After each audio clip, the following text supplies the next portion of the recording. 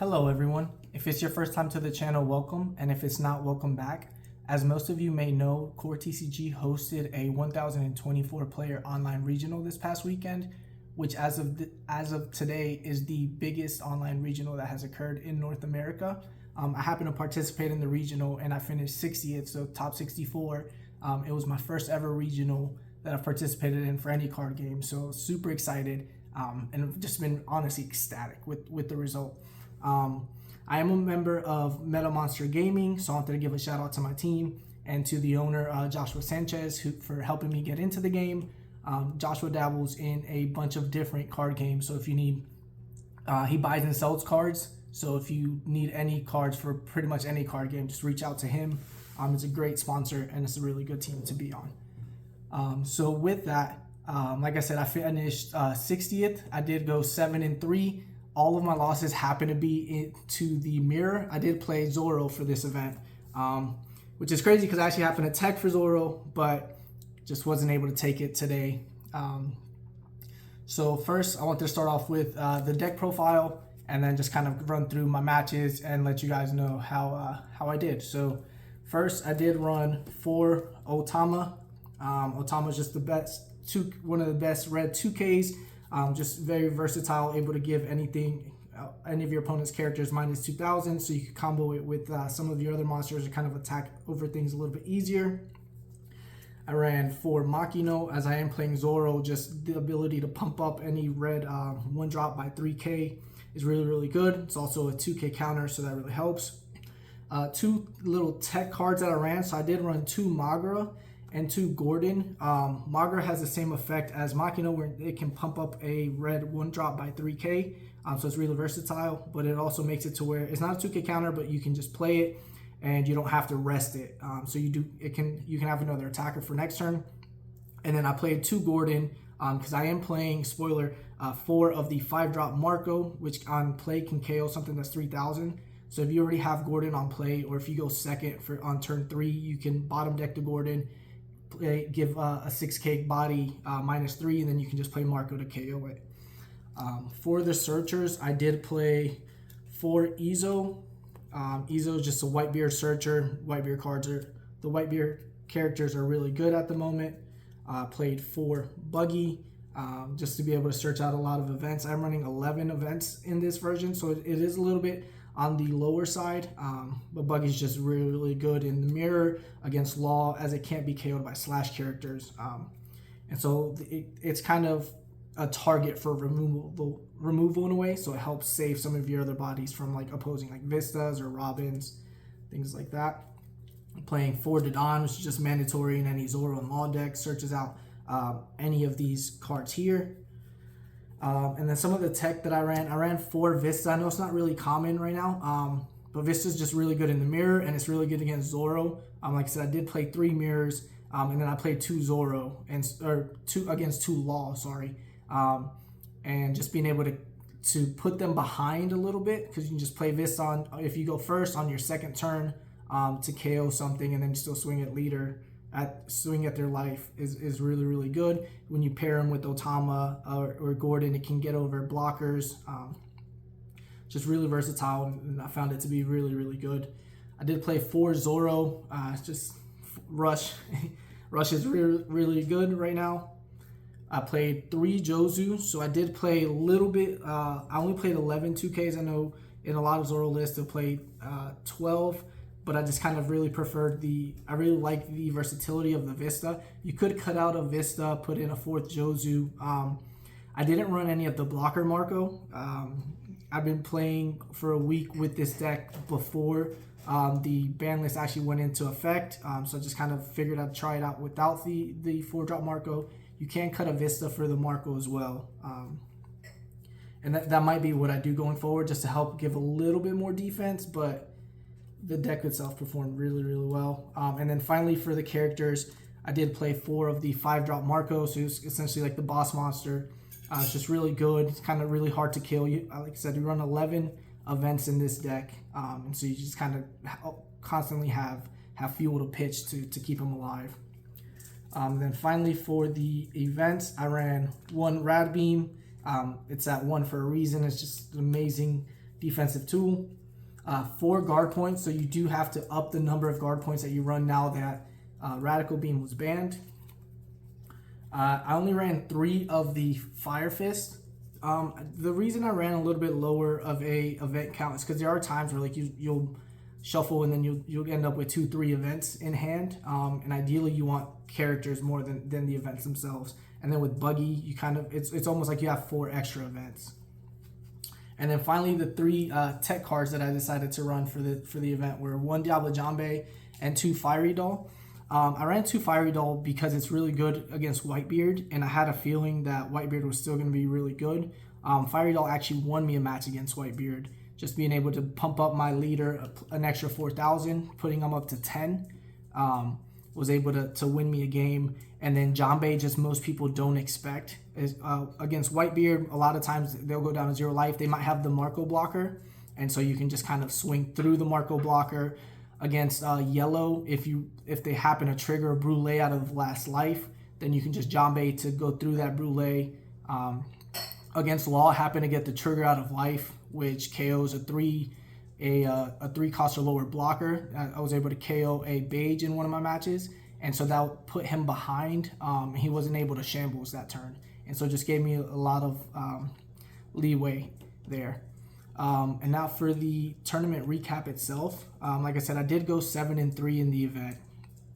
I played against a Law for the first matchup, and then my deck is really specifically built to more as like a control Zoro in a way, with the Fire Fists and the Vistas and then the Marcos just to KO a lot of characters. So I have a little bit of a better matchup against Law. I saw the Vistas, I saw Fire Fist. He played the 4-drop Brook and then put the starter deck Zoro, and then put 1 Dawn under the starter deck Zoro to be able to bump it up to 6. But I did happen to have the Otama and then the Fire Fist, and so from there I just kind of like steamrolled advantage. And it did still ultimately come down to like one last swing where thankfully he didn't get a 2K out of life, but we were able to take that. For the second matchup, I played against Whitebeard, which is kind of what I was hoping not to see. And that was the matchup where the Fiery Doll came into play, and I was able to win there. For the third round, I played against a Kinemon. I actually played against Andres Rivera, who finished 8th in the tournament.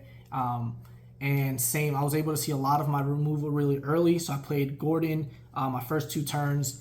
Was able to bottom deck the Gordon to get rid to neg one of his Okikus, and then Marco the Okiku, and then I had Fire Fist for all of his other removal. So I was able to beat him before he was able to play down his 8-drop Eustace Kid, and that was actually his only loss of the tournament. So I think that was my biggest win for the day, and it was what propelled me to finish top 64.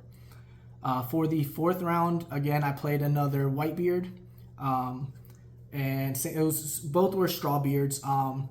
And then same thing, I just kind of kept pressuring early. I never attacked his board and just kind of went for face, and he just kept pitching cards, and it got to where at the end I was able to get the last few swings in.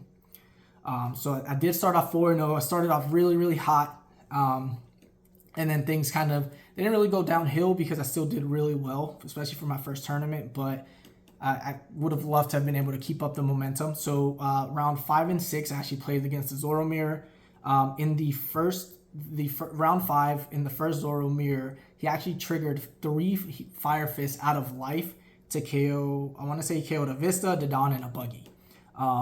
And then at the end, he won where I just needed one more 2K encounter. He had no life at that point, so had I been able to survive that turn, or even if he hadn't triggered 3 Fire Fists, I would have been able to win the turn before. But I mean, those are just card games. It happens sometimes. For round 5, trying to remember, for round 6, I'm sorry. Like I said, I played another Zoro Mirror,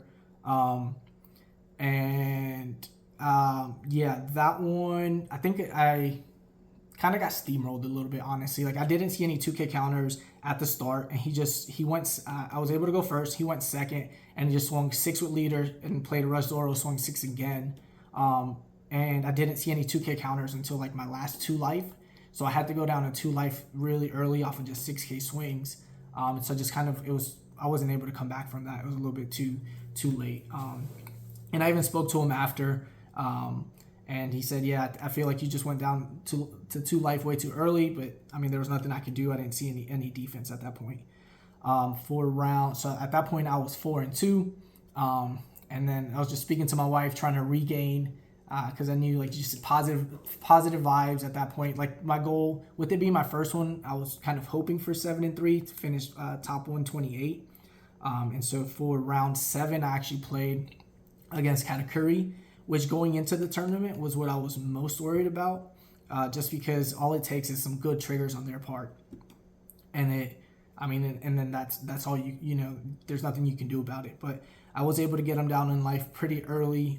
He did hit a lot of triggers. He hit an Ikaku Sovereignty out of life to bump up another life.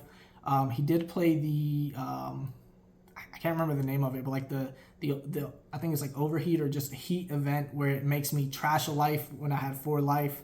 And then he hit a smoothie and a brulee out of life. But between Vista and Marco, I was able to just kill some of his blockers and just keep going at keep going at his life.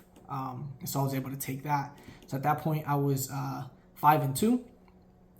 Then so that kind of felt really good. And then round 8, I actually went up against another mirror, and then just happened to lose that as well.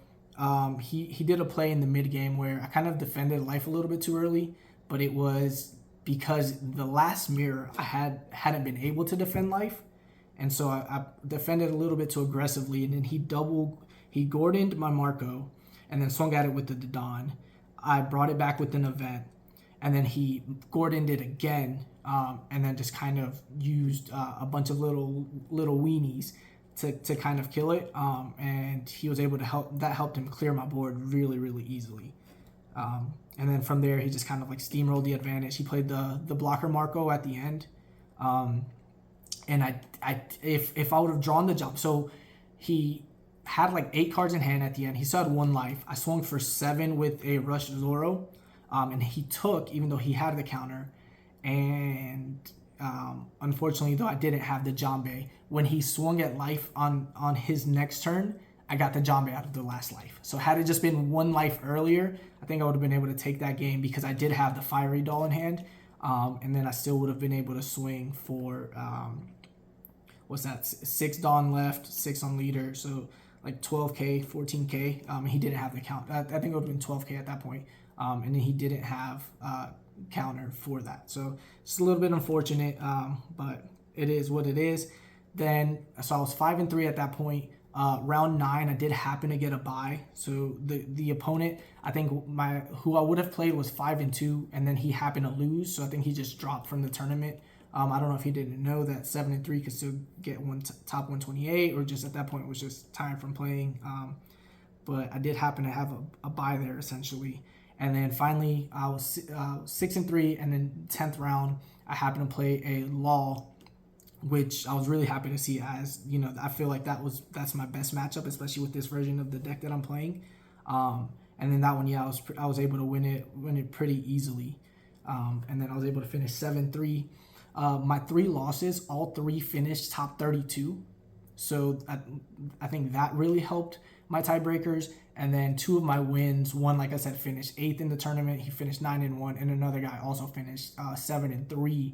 And I think he finished 129th. And so my tiebreakers were really good, and that propelled me to finish top 64. So that's my tournament recap. I'm going to be playing in another one in the middle of August. Same thing for CoreTCG. So hoping that in the next few regionals that I can play and I can just kind of keep improving, keep getting better. I'm going to pump out some videos with some of the VODs and some of the gameplay from the tournament. So yeah, I hope you guys enjoyed. I hope you guys keep following me, keep seeing me grow, because I'm loving the game at the moment. I'm very excited about it, and I hope to keep getting better. So thank you all so much for watching. I hope you all have an amazing day.